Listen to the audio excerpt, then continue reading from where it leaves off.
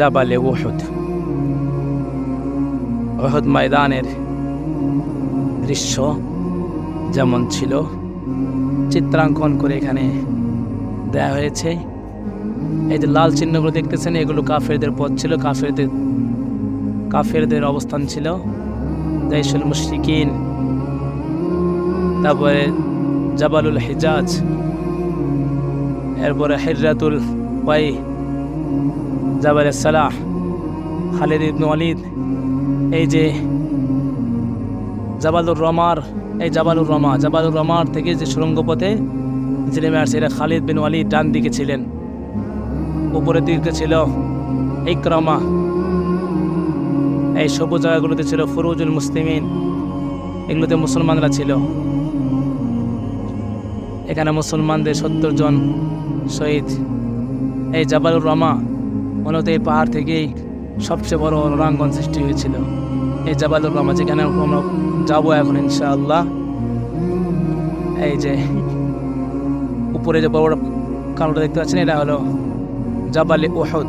উহুদের সন্নিকটে এই জিহাদ হয়েছিল।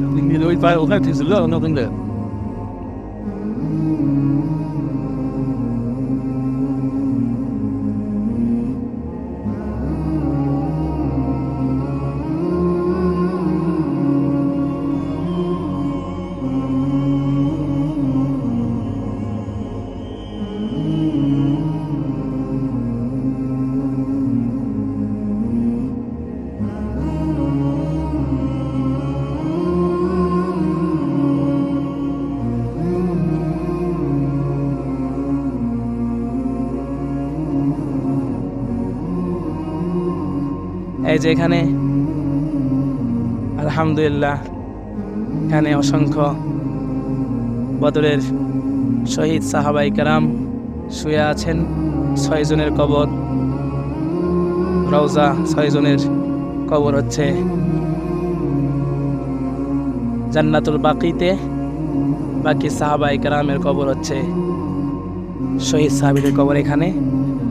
হ্যাঁ, এটাই হচ্ছে সাইয়্যিদুশ শুহাদা আমির হামজা রাদিয়াল্লাহু তাআলা আনহুর কবর।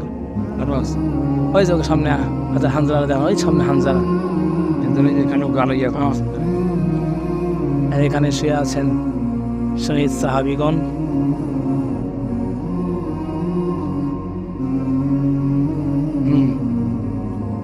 এই যে জাবালে উহুদ, এটি 7 কিলোমিটার ব্যাপী বিস্তৃত।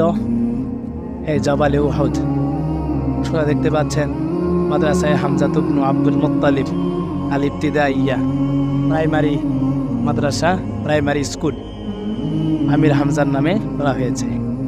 এই জাবালে উহুদ যুদ্ধ চলাকালীন সময়ে উহুদের পাহাড়ে মাঝখানে একদম ফাঁকা হয়ে সেখানে নিয়ে গিয়েছিলেন জিবরিল আমিন নবী করিম সাল্লাল্লাহু আলাইহি সাল্লামকে। আর সেই দেখতেছেন জামে উহুদ, এই জামে উহুদ যে জায়গাতে অবস্থিত, এটি মূলত যুদ্ধের ময়দান। নিম্নাংশে এটি যুদ্ধের ময়দান ছিল।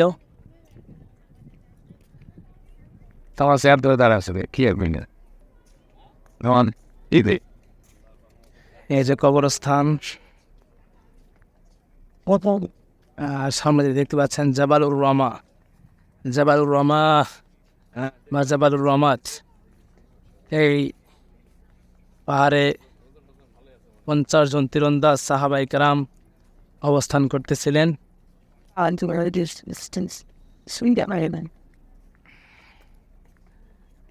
এবং একটু ভুল বোঝাবুঝির কারণে খালিদ বিন ওয়ালিদ রাদিয়াল্লাহু তাআলা আনহু তখন কাফেরদের দলে ছিলেন। তিনি প্রচণ্ড আক্রমণ শুরু করলে